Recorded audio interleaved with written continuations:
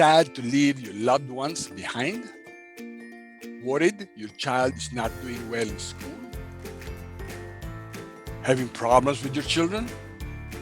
Want to make your distance parenting better? Check this out.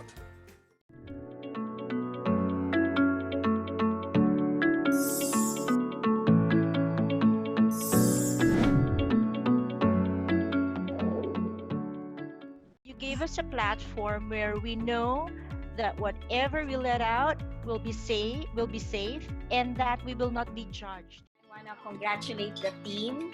Grabe, ang dami-dami naming natutunan. And ako, very appreciative ako na dito sa growth mindset, hindi nyo nilive out si God. It's helpful to hear other parents share what their struggles are and how they dealt with the situation. It can be easily understood. It takes a very complex idea and simplifies it into a very basic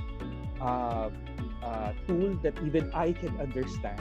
I am really grateful for El Refugio for this opportunity to rethink decisions and make sure that I am in line with the values I wish to impart to my children.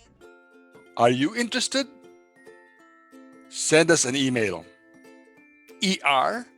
parentingworkshops@gmail.com or PM via @elrefugio.advocacy FB page.